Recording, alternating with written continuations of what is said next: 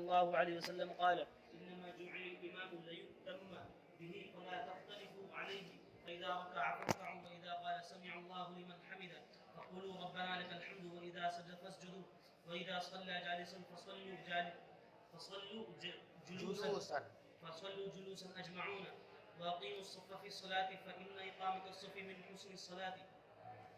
پیغمبر علیہ السلام نے ارشاد فرمایا کہ امام اسی لیے بنایا جاتا ہے تاکہ اس کی اقتدا کی جائے، لہذا نماز میں امام کی مخالفت مت کیا کرو، جو کام امام کرے تم بھی وہی کام کیا کرو، البتہ چند چیزیں اس سے مستثنا ہیں کہ وہاں جو امام کرے گا آپ نہیں کر سکتے۔ مثلا امام سورہ فاتحہ پڑھے گا، قرآن پڑھے گا، آپ نہیں پڑھیں گے۔ امام سمیع اللہ لمن حمیدہ کہے گا، آپ سمیع اللہ لمن حمیدہ نہیں کہیں گے، آپ اس موقع پر ربنا لک الحمد کہیں گے۔ تو کچھ چیزیں اس سے مستثنا ہے، باقی ساری چیزوں میں جیسے جیسے اور جو جو امام کرے مقتدیوں کو بھی ویسے ویسے وہی کام انجام دینے ہیں۔ فلا تختلفوا علیہ، اس سے اختلاف مت کیا کرو، چنانچہ جب وہ رکوع کیا کرے تو تم بھی رکوع میں چلے جایا کرو، جب وہ سمیع اللہ لمن حمیدہ کہے تو تم ربنا لک الحمد کہا کرو، جب وہ سجدہ کیا کرے تو تم سجدہ کیا کرو، اور جب وہ بیٹھ کر نماز پڑھے تو تم سب بھی بیٹھ کر نماز پڑھو۔ یہ مسئلہ پیچھے گزر چکا کہ یہ چیز منسوخ ہے۔ وَأَقِيمُوا الصَّفَّ، اور نماز میں صف کو سیدھی کیا کرو، فَإِنَّ إِقَامَةَ الصَّفِّ مِنْ حُسْنِ الصَّلَاةِ، اس لیے کہ صفوں کو درست کرنا یہ نماز کی خوبصورتی کا ذریعہ ہے۔ چلیو۔ وبه قال حدثنا أبو الوليد قال حدثنا شعبة عن قتادة عن أنس عن النبي صلى الله عليه وسلم قال سووا صفوفكم فإن تسوية الصفوف من إقامة الصلاة. چلیے۔ باب من لم يتم الصفوف، اس شخص کے گناہ کا بیان جو صفوں کو مکمل نہ کرے، یعنی اگلی صف کے اندر جگہ موجود ہے اور وہاں خالی جگہ چھوڑ کر پچھلی صف کے اندر آدمی کھڑا ہو جائے، پنکھے کی وجہ سے، کولر کی وجہ سے، کاہلی کی وجہ سے، تو یہ سخت ترین گناہ کی بات ہے۔ بعض علماء کی رائے تو یہ ہے کہ ایسا کرنے والے کی نماز ہی نہیں ہوگی، اسے جماعت کے اندر شامل ہی نہیں سمجھا جائے گا۔ چلیے۔ وبه قال حدثنا معاذ بن أسد قال حدثنا الفضل بن موسى قال أخبرنا سعيد بن عبيد الطائي عن بشير بن يسار الأنصاري عن أنس بن مالك أنه قدم المدينة فقيل له ما أنكرت منا منذ يوم عهد رسول الله صلى الله عليه وسلم ما أنكرت شيء إلا أنكم لا تقيمون الصفوف. وقال عقبة بن عبيد عن بشير بن يسار قدم علينا أنس المدينة بهذا. حضرت انس بن مالک رضی اللہ تعالیٰ مدینہ منورہ تشریف لائے۔ حضور کی وفات کے بعد حضرت انس رضی اللہ تعالیٰ جو ہے بصرہ میں جا کر رہنے لگے۔ اب ملاقات کے لیے، مدینہ کی زیارت کے لیے کچھ دن گزرنے کے بعد مدینہ منورہ تشریف لائے، تو مدینہ والوں نے پوچھا کہ حضرت آج کے مدینہ کے حالات بھی آپ نے دیکھے اور دور نبوت کے حالات بھی آپ نے دیکھے، تو دور نبوت کے حالات میں اور آج کے حالات میں کیا تبدیلی ہو گئی؟ مدینہ کے حالات آج بھی وہی ہیں جو دور نبوت کے اندر تھے، یا آج حالت میں کچھ تغیر اور تبدیلی ہو گئی ہے؟ تو حضرت انس نے فرمایا کہ سارے حالات جو کہ تو ہیں، کوئی تغیر اور تبدیلی نہیں ہوئی ہے، البتہ ایک چیز بدل گئی ہے۔ صحابہ کرام جتنے اہتمام کے ساتھ اپنی صفوں کو سیدھا فرمایا کرتے تھے، تم لوگ اس کے اندر کوتاہی برتنے لگے ہو، یہ تبدیلی واقع ہو گئی ہے دور نبوت کے مقابلے میں آج۔ تو لوگوں نے پوچھا ما انکرت منا، جس دن آپ حضور کے ساتھ مدینے میں تھے اس سے کیا چیز بدلی ہوئی پاتے ہیں؟ تو فرمایا ما انکرت شیئا، میں نے کوئی چیز بدلی ہوئی نہیں پائی مگر یہ کہ تم لوگ صفوں کو صحیح طریقے سے درست نہیں کرتے ہو۔ چلیے۔ باب الزاق المنكب بالمنكب. الزاق، الزق یلزق، الزاق باب افعال کا مصدر۔ باب الزاق المنكب بالمنكب والقدم بالقدم في الصف. وقال النعمان بن بشير رأيت الرجل منا يلصق كعبه بكعب صاحبه. دیکھو صفوں کو درست کرنے کے مفہوم میں دو چیزیں شامل پہلی چیز تو یہ ہے کہ ہر آدمی دوسرے آدمی سے اس طرح مل کر کھڑا ہو کہ اگر ہم اس کے بیچ میں ایسے ہاتھ داخل کرنا چاہیں تو ہاتھ داخل نہ ہو سکے، اتنا مل کر کے کھڑا ہونا چاہیے۔ ہر آدمی کا یہ کاندھا دوسرے برابر والے سے ملا ہوا ہونا چاہیے۔ اور صفوں کی درستگی کے اندر دوسری چیز یہ ہے کہ ہر نمازی دوسرے کے بالکل سیدھ میں اور مقابل ہو، آگے اور پیچھے نہیں ہونے چاہیے، ملے ہوئے ہونے چاہیے، بیچ میں فصل نہیں ہونا چاہیے، بالکل ایک سیدھ میں ہونے چاہیے، آگے اور پیچھے نہیں ہونے چاہیے۔ ان دو چیزوں کے مجموعے کا نام ہے اقامت صف، صف کی درستگی، صف کا سیدھا ہونا، صف کا صحیح ہونا۔ بات سمجھ میں آ گئی آپ؟ ٹھیک ہے۔ نماز میں ہر نمازی اپنا کاندھا دوسرے نمازی سے ملا کر کھڑا ہو، یہ تو متفق علیہ مسئلہ ہے، اس میں کسی کا کوئی اختلاف نہیں، لیکن قدم سے قدم ملا کر کھڑا ہو، قدم سے قدم ملانے کا مطلب کیا ہے؟ اس میں غیر مقلدین نے ہمارے زمانے میں شوشہ چھوڑ دیا، اختلاف کر دیا۔ وہ کہنے لگے کہ ایسے ٹانگیں چوڑی کرو اور ٹخنے سے ٹخنا ملاؤ، حالانکہ ٹخنے سے ٹخنا ملا کر، قدم سے قدم ملا کر اس طرح کھڑا ہونا نماز کے اندر ممکن ہی نہیں۔ آپ اگر ٹانگیں چوڑی کر کے کھڑے ہوں گے، قدم سے قدم ملانے کی کوشش کریں گے تو انگلیاں تو مل سکتی ہیں، آپ کی کن کی انگلی اور برابر والے کی کن کی انگلی، یہ تو مل جائے گی، لیکن قدم کہتے ہیں اس پورے حصے کو، یہاں سے لے کے یہاں تک کا جو حصہ ہے یہ پورا قدم کہلاتا ہے، اور اس پورے قدم کو ایک دوسرے سے ملا کر کھڑا ہونا یہ بہت دشوار ہے، نہیں ہوتا، بس یہ مل سکتا ہے۔ تو انہوں نے قدم سے قدم ملانے کا مفہوم یہ لیا کہ ایک پاؤں دوسرے پاؤں سے ملا ہوا ہونا چاہیے، لیکن جمہور امت کے نزدیک قدم سے قدم ملانے کا مطلب یہ ہے کہ قدم ایک دوسرے کے ایسے بالمقابل سیدھے ہونے چاہیے کہ اگر ایک کے قدم سے کوئی چیز داخل کر کے اخیر تک داخل کی جائے تو وہ چیز سیدھی کی سیدھی سب کے قدموں کے اندر داخل ہوتی چلی جائے، یعنی بالکل ایک دوسرے کے مد مقابل ہونے چاہیے، ذرا بھی آگے اور پیچھے کو ہٹ کر کھڑا نہیں ہونا چاہیے۔ آج سمجھ شریف میں آ گئی۔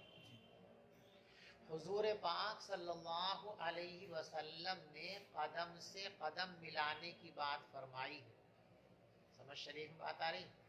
ٹخنے سے ٹخنا ملانے کی بات نہیں فرمائی ہے، لیکن غیر مقلدین بڑے ہوشیار ہیں اور چالاک ہیں، دھوکے باز، جہاں ان کو موقع ملتا ہے تو صحابہ کی باتوں کو لے کر کے اپنی بات بنا لیتے ہیں، اور عام حالات کے اندر صحابہ کی بات کو کہتے ہیں کہ صحابہ کی نہیں، کس کی بات مانیں گے؟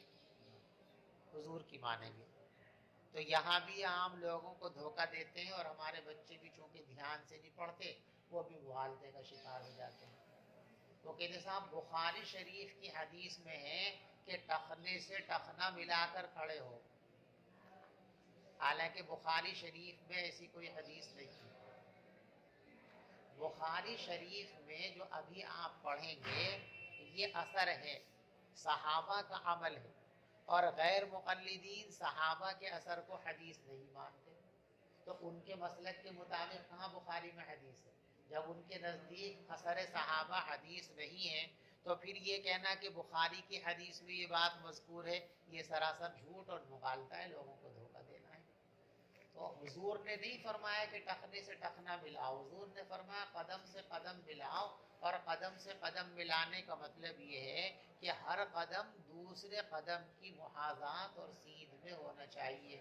اتصال جسمانی یہاں پر مراد نہیں ہے، اس لیے کہ اتصال جسمانی قدم کا قدم سے نماز کے دوران بے تکلف نہیں ہو سکتا، بتکلف ہوگا، اور نماز بے تکلف پڑھی جانے والی چیز ہے، بتکلف پڑھے جانے والی چیز نہیں ہے، اس لیے کہ بتکلف جب کوئی کام کیا جاتا ہے تو ذہن اسی کی طرف لگا رہتا ہے، جبکہ نماز کے اندر حکم یہ ہے کہ ذہن اللہ کی طرف متوجہ ہونا چاہیے، کسی اور طرف متوجہ نہیں ہونا چاہیے۔ سمجھ میں آ گئی بات بھائی؟ الزاق المنکب بالمنکب والقدم بالقدم فی الصف، صف میں قدم سے قدم اور شانے سے شانہ ملا کر کھڑا ہونا چاہیے۔ اور نعمان ابن بشیر کہتے ہیں کہ میں نے دیکھا کہ ہم میں سے ہر آدمی اپنا ٹخنا برابر والے کے ٹخنے سے ملاتا ہے۔ تو یہ حضور کا ارشاد تو نہیں ہے، یہ تو صحابہ کا عمل نقل کیا حضرت نعمان نے کہ صحابہ میں سے بعض لوگ ایسا کیا کرتے تھے، اور صحابہ کے عمل کو یہ لوگ حدیث نہیں مانتے، تو پھر یہ کہنا کہ بخاری کی حدیث کے اندر ہے، یہ سراسر جھوٹ بولنے قبیل سے ہے۔ چلیے وبه قال حدثنا عمرو بن خالد قال حدثنا زهير عن حميد عن انس عن النبي صلى الله عليه وسلم قال قيموا صفوفكم فاني اراكم من وراء ظهري وكان احدنا يلزق منكبه بمنكب صاحبه وقدمه دیکھو پیغمبر علیہ الصلوۃ والسلام نے فرمایا کہ اپنی صفوں کو سیدھا کر لو، میں تم کو پیچھے سے بھی دیکھ لیتا ہوں۔ اب یہاں تو حدیث پوری ہو گئی حضور کی، آگے تو صحابی اپنا عمل بیان کر، اور ہم میں سے ہر آدمی اپنا مونڈھا اپنے برابر والے کے مونڈھے سے ملا لیتا تھا اور قدم کو قدم سے ملا لیتا تھا۔ چلیے باب اذا قام الرجل عن يسار الامام وحوله الامام خلفه الى يمينه تمت صلاته۔ دیکھو یہ باب بالکل بھی آئینی ہی پیچھے بھی گزرا ہے کہ امام نماز پڑھنے کے لیے کھڑا ہو گیا، مقتدی آ کر اس کے بائیں طرف کھڑا ہو جائے تو امام اس کو گھما کر کے داہنی طرف لے آئے۔ گزر چکا نا پیچھے، اب پھر وہی باب لائے ہیں تو اشکال پیدا ہوتا ہے کہ دوسرا باب اب کیوں لائے، یہ مسئلہ تو گزر چکا۔ یہ دوبارہ باب لائے ہیں ایک خاص مسئلے کی وضاحت کے لیے۔ اس باب میں یہ بتانا چاہتے ہیں کہ اگر مقتدی بھولے سے بائیں طرف آ کر کھڑا ہو جاوے تو امام اس کو داہنی طرف کر لے، لیکن داہنی طرف کرنے کا طریقہ کیا ہو، اس کو پیچھے سے لائے، آگے سے نہ لائے۔ اگر امام نے اس کا ہاتھ پکڑ کر اپنے آگے سے یوں گھما کر ادھر کر لیا تو اس کی نماز فاسد ہو گئی مقتدی۔ اس لیے کہ امام اور مقتدی جب مل کر نماز پڑھیں تو مقتدی کی نماز کے لیے ضروری ہے کہ وہ اپنے امام سے آگے نہ ہو۔ اب اگر یہ امام صاحب آگے کی طرف سے اس کو گھما کر ادھر لائیں گے تو امام سے آگے ہو گیا مقتدی، اور امام سے آگے ہوتے ہی مقتدی کی نماز فاسد ہو گئی۔ اس لیے جب بھی امام کو ایسا کرنا ہو تو مقتدی کو پیچھے سے گھمائے، آگے سے نہ گھمائے۔ لفظ خلفہ قید لگا کر کے یہ بتانا چاہتے ہیں جب کوئی آدمی امام کے بائیں طرف کھڑا ہو جائے اور امام اس کو اپنے پیچھے سے بائیں طرف لے آئے تم الصلاۃ تو اس کی نماز درست ہو جائے گی، لیکن بجائے پیچھے کے آگے سے اگر لے آیا تو مقتدی کی نماز فاسد ہو جائے گی۔ چلیے قال حدثنا قتيبة بن سعيد قال حدثنا داود عن عمرو بن دينار عن مولى ابن عباس عن ابن عباس قال صليت مع النبي صلى الله عليه وسلم ذات ليلة فقمت عن يساره فأخذ رسول الله صلى الله عليه وسلم برأسي من ورائي فجعلني عن يمينه فصلى ورقد فجاءه المؤذن فقام يصلي ولم يتوضأ۔ چلیے کئی بار روایت گزر چکی ہے۔ باب المرأة وحدها تكون صفا، عورت اکیلی بھی ایک صف ہے، یعنی اگلی صف میں جگہ بھی موجود ہو تب بھی مردوں والی صف کے اندر اور بچوں والی صف کے اندر عورت کھڑی نہیں ہوگی۔ اگر چند ہے تو اپنی صف علیحدہ بنانی ہے، اگر اکیلی بھی ہے تب بھی وہ اکیلی صف کے اندر کھڑی ہوگی، مردوں کی صف میں ملنے کی اجازت اس کے لیے نہیں ہوگی۔ مردوں کے واسطے تو حکم یہ ہے کہ اگر اکیلا ہے تو اگلی صف میں سے کسی کو کھینچ لے، لیکن آگے مردوں کی صف ہے، یہ عورت اب اکیلی آئی ہے تو نہ اگلی صف میں گھسے گی نہ کسی مرد کو پیچھے کھینچے گی، یہ اکیلی ہی اپنی صف کے اندر کھڑی ہوگی، مردوں کے ساتھ اور بچوں کے ساتھ کھڑے ہونے کی اس کو اجازت نہیں دی جائے گی۔ عورت اکیلی ہی مکمل صف کے قائم مقام ہے۔ چلو پیچھے جو باب گزرا تو اگر کوئی شخص دائیں طرف آگے کھڑا ہوا اور پیچھے جگہ نہیں ہے کہ وہ شخص پیچھے چلا جائے اور کوئی بائیں طرف آگے کھڑا ہو گیا، نماز ہو جائے گی؟ مطلب برابر میں نہیں کھڑا ہو سکتا وہ، کس کی برابر میں؟ امام کے برابر میں۔ ہاں دائیں طرف کھڑا ہو گیا دائیں یعنی امام اس طرح کھڑا ہے کہ بائیں طرف کھڑے ہونے کی گنجائش نہیں ہے، جی دیوار سے لگ کر کھڑا مثلا، تو پیچھے کھڑا ہو جائے. پیچھے جگہ نہیں، بائیں طرف جگہ ہے. جی پیچھے جگہ نہیں، دائیں اور بائیں طرف جگہ ہے. ہاں، مجبوری کے احکام علیحدہ ہوتے ہیں. اگر داہنی طرف بھی کھڑے ہونے کی جگہ نہیں ہے، وہ اس طرح کھڑا ہوا ہے کہ داہنی سمت بھی دیوار سے لگی ہوئی ہے، پشت بھی اس کی دیوار سے لگی ہوئی ہے، تو ایسی صورت کے اندر بائیں طرف کھڑا ہو کے نماز پڑھ لے، نماز ہو جائے گی. الضرورات تبیح المحظورات. السلام علیکم. اب وہ اس کی ضرورت نہیں ہے اس وقت.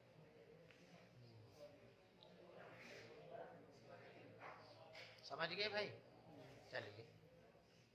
وبه قال حدثنا عبد الله بن محمد قال حدثنا سفيان عن اسحاق عن انس بن مالك قال صليت انا ويتيم في بيتنا خلف النبي صلى الله عليه وسلم وامي خلفنا ام سليم. دیکھو، میں نے اور ایک یتیم نے اپنے گھر میں حضور کے پیچھے نماز پڑھی اور میری امی ام سلیم ہم سب کے پیچھے کھڑی ہوئی تھی. یعنی ہم دو ہی تھے سب پہ، تو تیسرے آدمی کی گنجائش تھی، لیکن پھر بھی ہماری امی ہماری برابر میں نہیں کھڑی، بالکل اکیلی. تو عورت اگر اکیلی بھی ہو تب بھی اس کو پیچھے کھڑا ہونا، مردوں کے ساتھ مل کر نہیں کھڑا ہونا. چلیے. باب میمنة المسجد والامام. دیکھو، صف جب شروع کی جائے تو داہنی طرف کی فضیلت ہے بائیں کے مقابلے میں. یہ آپ نے مسئلہ پڑھ رکھا نا کہ صف میں داہنی طرف کا حصہ بائیں طرف کے مقابلے میں افضل ہے. تو اب سوال پیدا ہوتا ہے کہ مسجد کا داہنا حصہ کون سا ہو جائے گا. اس کی تعیین فرماتے امام بخاری رحمۃ اللہ علیہ کہ امام جب قبلہ رخ کھڑا ہو تو امام کا جو داہنی سمت ہے وہی مسجد کی داہنی سمت کہلائے گی. جو امام کے داہنی طرف کھڑے ہوئے ہیں وہ داہنی طرف کہلائیں گے، جو امام کے بائیں ہاتھ کی طرف کھڑے ہوئے ہیں وہ بائیں طرف کہلائیں گے. ٹھیک ہے. تو دائیں اور بائیں کا دار و مدار کس پہ رکھا گیا؟ امام کے اوپر. جب امام قبلہ رو کھڑا ہو جائے نماز پڑھانے کے لیے تو امام کی داہنی سمت مسجد کی داہنی سمت، امام کی بائیں سمت مسجد کی بائیں سمت ہے. چلیے. وبه قال حدثنا موسى قال حدثنا ثابت بن يزيد قال حدثنا عاصم عن الشعبي عن ابن عباس قال كنت ليلة أصلي عن يسار النبي صلى الله عليه وسلم فأخذ بيدي أو بعضدي حتى قامت عن يمينه وقال بيده من ورائي. چلیے. باب إذا كان بين الإمام وبين القوم حائط أو سترة.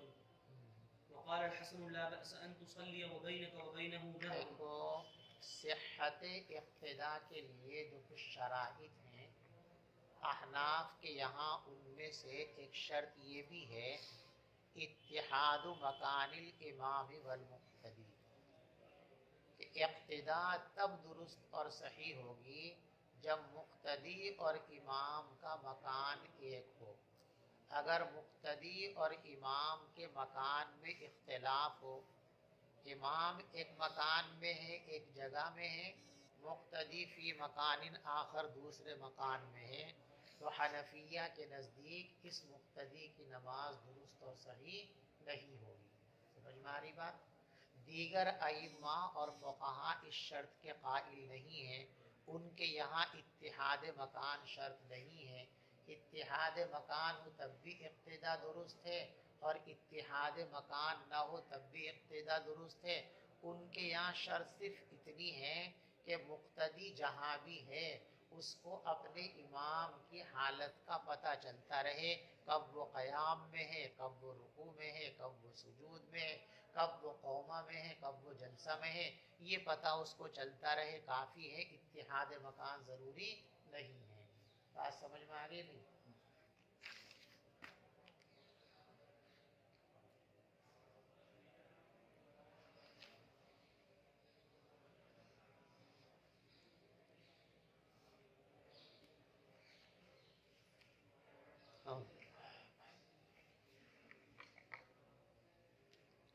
اذا کان بین الامام و بین القوم حائط او سترۃ، جب امام اور مقتدیوں کے درمیان کوئی دیوار ہو یا کوئی آڑ ہو تو کیا حکم ہے؟ امام بخاری رحمۃ اللہ علیہ کی رائے بھی وہی ہے جو جمہور کی رائے ہے کہ اقتدا کے لیے اتحاد مکان شرط نہیں ہے، اتحاد مکان شرط نہیں ہے، اسی کے دلائل حضرت امام بخاری رحمۃ اللہ علیہ آپ کے سامنے پیش فرما رہے ہیں۔ پہلی دلیل لائے ہیں، حضرت حسن فرماتے ہیں لا بأس ان تصلی وبینک وبینہ نہر، کوئی حرج نہیں ہے کہ تم اس حال میں نماز پڑھو کہ تمہارے اور امام کے درمیان نہر ہو۔ نہر ہے یہ بیچ میں، اس کنارے پر امام صاحب کھڑے ہوئے ہیں، مقتدی ادھر کھڑے ہوئے ہیں، تو یہ حضرات فرماتے ہیں کہ نماز درست ہو جائے گی۔ ہمارے نزدیک نماز درست نہیں ہوگی، اس لیے کہ نہر جو ہے یہ فصل ہے، یہاں مکان امام علیحدہ ہو گیا، مکان مقتدی علیحدہ ہو گیا، اتحاد مکان نہیں رہا، اس لیے نماز درست اور صحیح نہیں ہوگی۔ بات سمجھ میں آ رہی؟ اب حضرت حسن بصری رحمۃ اللہ علیہ کا جو یہ ارشاد گرامی ہے، جو فتویٰ ہے، اس فتوے کو امام بخاری رحمۃ اللہ علیہ لائے ہیں جمہور کی تائید کے لیے۔ بظاہر یہ فتویٰ حضرت امام اعظم ابو حنیفہ رحمۃ اللہ علیہ کے مسلک کے خلاف ہے، اس لیے آپ کو اس پر غور کرنا ہے۔ تو اس کی ایک توجیہ اور تعویل تو یہ ہے کہ ایک مجتہد کا فتویٰ دوسرے مجتہد کے خلاف دلیل نہیں ہوتا۔ حضرت حسن بصری رحمۃ اللہ علیہ بھی تابعی ہیں اور سیدنا حضرت امام اعظم ابو حنیفہ رحمۃ اللہ علیہ بھی تابعی ہیں، یہ بھی مجتہد ہیں، یہ بھی مجتہد ہیں، تو کسی مجتہد کا قول امام صاحب کے اجتہاد کے خلاف دلیل بننے کی صلاحیت نہیں رکھتا۔ ہاں صحابہ کا قول ہوتا تو پھر وہ ضرور دلیل بن جاتا، لیکن صحابی کا قول نہیں، بلکہ کس کا قول ہے؟ تابعی کا اور مجتہد کا قول ہے۔ بات سمجھ شریف میں آ گئی ہم نے۔ دوسری توجیہ اور تعویل اس کی آپ یہ کر سکتے ہیں کہ ہمارے یہاں حنفیہ کے یہاں اتحاد مکان کا مطلب یہ نہیں ہے کہ ہر مقتدی اسی مکان میں ہو، بلکہ اتحاد مکان کا مطلب یہ ہے کہ چند مقتدی بھی اگر امام کے ساتھ مکان واحد میں ہیں اور بقیہ سارے کے سارے لوگ جو ہیں فی مکان آخر ہوں تو اقتدا کے لیے کافی ہے۔ ہمارے یہاں اقتدا کی ممانعت اس صورت کے اندر ہے جب امام تنہا اکیلا فی مکان واحد ہو اور سارے مقتدی فی مکان آخر ہو۔ تو حضرت حسن بصری رحمۃ اللہ علیہ جو فرما رہے ہیں کہ کوئی حرج نہیں ہے کہ تو نماز پڑھے اس حال میں کہ تیرے اور اس کے درمیان نہر ہو، یہاں اس کی صراحت کہاں ہے کہ سارے کے سارے ایک طرف ہوں؟ ہو سکتا چند نمازی ادھر ہوں باقی ادھر ہوں، ہمارے نزدیک بھی درست ہو جائے گی۔ امام نہر کے اس طرف ہے اور اس کے ساتھ چند مقتدی بھی نہر کے اسی طرف ہیں، باقی مقتدی نہر کے اس طرف ہیں، تو اب نماز کے درست ہونے میں کوئی خرابی اور کوئی دقت کی بات نہیں۔ ہمارے یہاں اتحاد مکان کا مطلب یہ ہے کہ ایک نہ ایک مقتدی کم سے کم اس کے ساتھ ضرور ہونا چاہیے، جیسے کہ آپ نے فقہ کتابوں کے اندر پڑھ لیا کہ قد آدم چبوترا ہے، امام تنہا اکیلا وہاں پر کھڑا ہوا ہے، مقتدی سارے پیچھے نیچے ہیں، تو یہ درست نہیں ہے۔ لیکن اس قد آدم چبوترے پر امام کے ساتھ دو چار نمازی کھڑے ہو گئے، باقی سب نیچے ہیں، تو کوئی حرج کی بات نہیں ہے۔ تو حضرت حسن بصری رحمۃ اللہ علیہ کا یہ فتویٰ حضرت امام اعظم ابو حنیفہ رحمۃ اللہ علیہ کے خلاف حجت اور دلیل نہیں ہو سکتا۔ بات سمجھ گئے بھائی؟ حضرت حسن رضی اللہ رحمۃ اللہ علیہ فرماتے ہیں کوئی حرج نہیں ہے کہ تو نماز پڑھے اس حال میں کہ تیرے اور امام کے درمیان نہر ہو۔ وقال ابو مجلس یأتم بالامام وان کان بینہما طریق، ابو مجلس فرماتے ہیں کہ آدمی امام کی اقتدا کر سکتا ہے جبکہ دونوں کے درمیان راستہ ہو یا دونوں کے درمیان دیوار ہو، جبکہ وہ امام کی تکبیر کو سن رہا ہو۔ دیکھو ہمارے نزدیک جو ہے امام اور مقتدی کے درمیان سڑک ہے اور وہ سڑک بند کر دی گئی ہے نماز کے وقت میں، تو ایسی صورت میں یہ سڑک حد فاصل نہیں کہلائے گی، نماز میں کوئی قباحت نہیں ہوگی۔ سڑک چل رہی ہے، ٹریفک اس پہ چل رہا ہے، اور امام اکیلا اس طرف ہے، مقتدی اکیلا اس طرف ہے، تو نماز درست نہیں ہوگی۔ سڑک چل نہیں رہی ہے تو ہو جائے گی، سڑک چل رہی ہے، امام ادھر ہے اور کچھ مقتدی بھی ادھر ہے، باقی مقتدی ادھر آ گئے تو اس صورت کے اندر بھی نماز درست اور صحیح ہو جائے گی۔ ابو مجلس کا جو یہ فتویٰ ہے، اس میں اس کی کوئی صراحت تو نہیں کہ راستہ بند ہے یا چل رہا ہے۔ اگر اس میں یہ صراحت ہوتی کہ راستہ چل بھی رہا ہو تب بھی اقتدا کر سکتا ہے، تب یہ فتویٰ قابل غور ہو سکتا تھا، لیکن اس میں ایسی کوئی بات نہیں ہے۔ اور دوسری توجہ وہی ہے کہ ایک مجتہد ہے اور ایک مجتہد کا قول دوسرے مجتہد کے قول کے خلاف کوئی دلیل اور حجت کی حیثیت نہیں رکھتا ہے۔ پڑھیے۔ وبه قال حدثنا محمد بن سلام قال حدثنا عن يحيى بن سعيد الانصاري عن عمرة عن عائشة قالت كان رسول الله صلى الله عليه وسلم يصلي من الليل في حجرته ودار الحجرة قصير وجدار الحجرت قصیر۔ وجدار الحجرة قصير۔ دیکھو یہ وہ حدیث ہے کہ حضور پاک صلی اللہ علیہ وسلم نے جب مسجد نبوی میں اعتکاف فرمایا تو تراویح کی نماز بھی آپ نے مسجد نبوی میں پڑھی، ظاہر باتیں بھی پڑھیں گے جب اعتکاف میں۔ آپ نے اپنی مسجد میں چٹائیوں کا ایک احاطہ کرا لیا تھا، تو آپ نے تراویح کی نماز پڑھی۔ جب لوگوں کو معلوم ہوا کہ حضرت تراویح پڑھ رہے ہیں تو حضرت کی اجازت کے بغیر ہی اور حضرت کے حکم کے بغیر ہی کچھ لوگ اس میں شریک ہو گئے، جماعت سے نماز پڑھی۔ اب انہوں نے صبح کو لوگوں سے تذکرہ کہ بھی رات تو بڑا مزہ آیا، کیا ہوا بھئی تم سب نے تو اپنے گھروں پہ تراویح پڑھی، ہم تو رات مسجد میں چلے گئے تراویح پڑھنے، تو ہم نے حضرت کے پیچھے تراویح پڑھی۔ اچھا تو ہم بھی ایسے ہی کریں گے۔ اگلے دن اور بہت سارے لوگ مسجد میں آ گئے، کل والے تو تھے، آج والے اور آ گئے اور مسجد میں بھیڑ ہو گئی۔ انہوں نے اور لوگوں سے ذکر کیا، تیسرے دن مسجد کھچا کھچ بھر گئی، سارے لوگ آ گئے کہ ہم بھی حضرت ہی کے ساتھ ہو گئے۔ اب جب حضرت نے دیکھا کہ مسجد بھر گئی تو اب حضرت نے تراویح پڑھانے کے لیے مصلی پر تشریف نہیں لائے۔ حضرت لوگ کھانستے رہے، کسی نے کچھ اندر کنکری بھی پھینکی، کچھ لوگوں نے سمجھے شاید حضرت مصروف ہیں، یہ شاید آنکھ لگ گئی ہو، حضرت کو پتہ نہ ہو تو ہم اطلاع کر دیں کہ ہم تو آ گئے ہیں، پڑھا دو نماز۔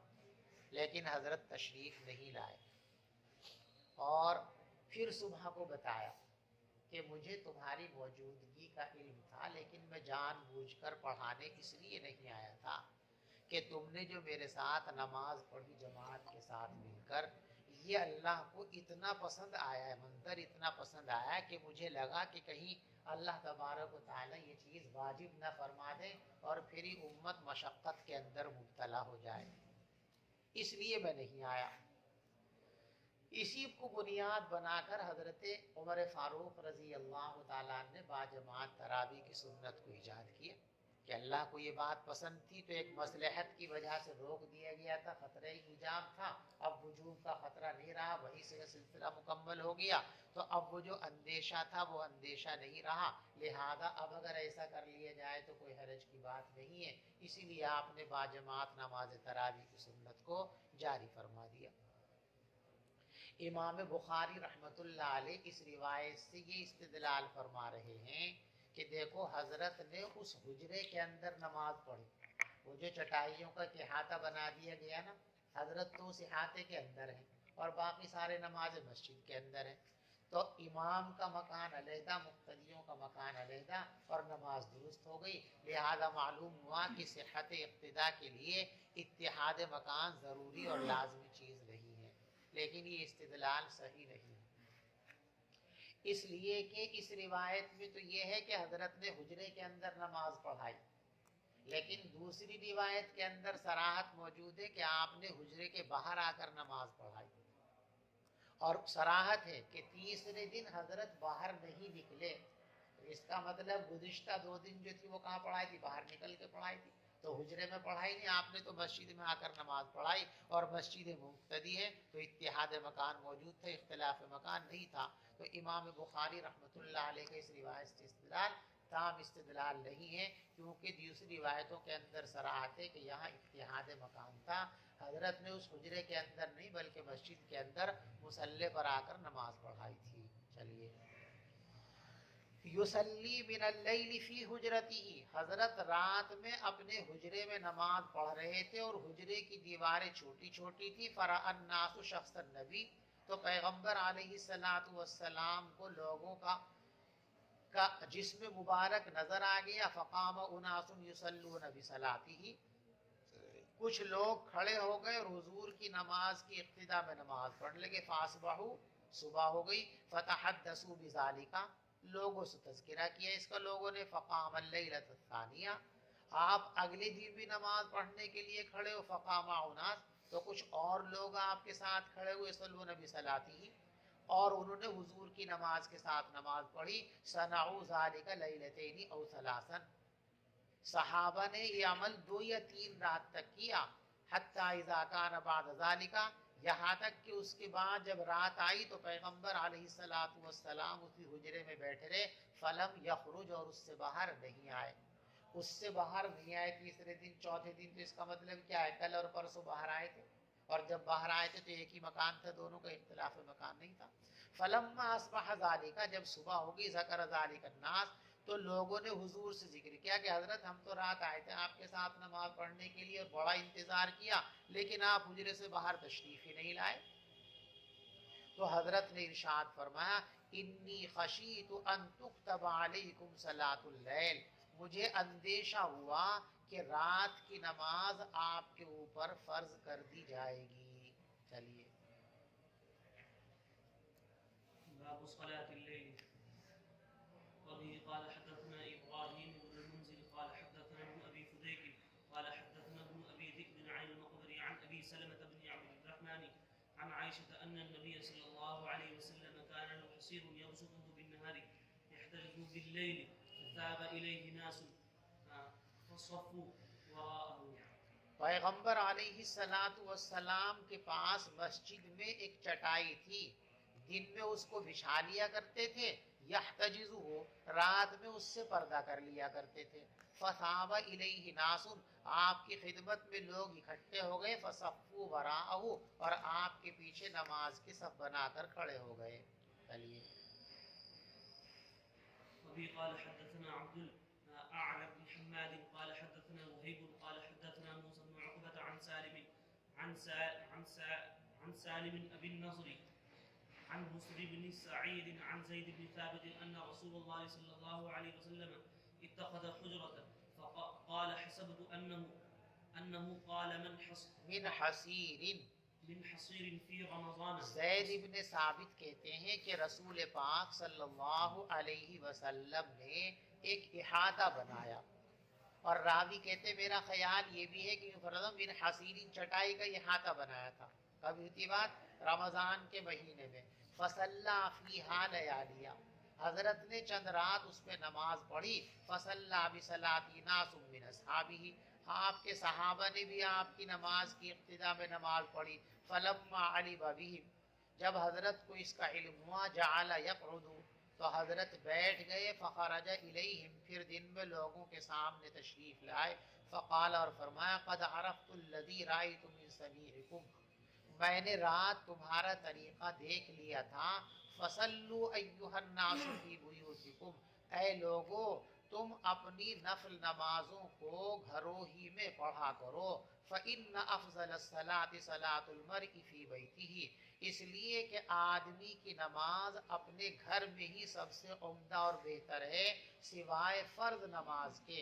فرض نماز تو پڑھنی چاہیے مسجد میں، اور سنتیں اور نفلیں پڑھنی چاہیے دور صحابہ اور دور نبوت کے اندر تو سنن مؤکدہ بھی گھروں میں پڑھنا ہی افضل اور اعلیٰ تھا۔ لیکن آج کے زمانے کے اندر سستی اور کوتاہی اور مشاغل زیادہ ہیں، اس لیے فقہا فرماتے ہیں کہ سستی کی وجہ سے چھوٹ نہ جائے گھر آ کر، تو سنن مؤکدہ تو مسجد ہی میں پڑھنی چاہیے، باقی نوافل حسب معمول گھر میں پڑھنے چاہیے۔ وقال عفان، حدثنا وہیب قال حدثنا موسیٰ قال سمعت ابا النضر عن بسر عن زید عن النبی صلی اللہ علیہ وسلم. دیکھو یہاں پر بخاری کے نسخے کے اندر جو ہے دوسرا عنوان نہیں ہے، لیکن شارحین نے یہاں پر جو ہے ابواب صفت الصلاۃ، فقہ کی کتابوں کے اندر پڑھا نا باب صفت الصلاۃ کہ مکمل نماز پڑھنے کا طریقہ کیا ہے، تو اب یہاں سے مکمل نماز پڑھنے کا جو طریقہ ہے وہ بیان کیے جائے گا. نیا باب یہاں سے شروع ہوگا، کل انشاءاللہ اس کو پڑھائیں گے. آج میٹنگ ہے محکمہ شریعہ کی.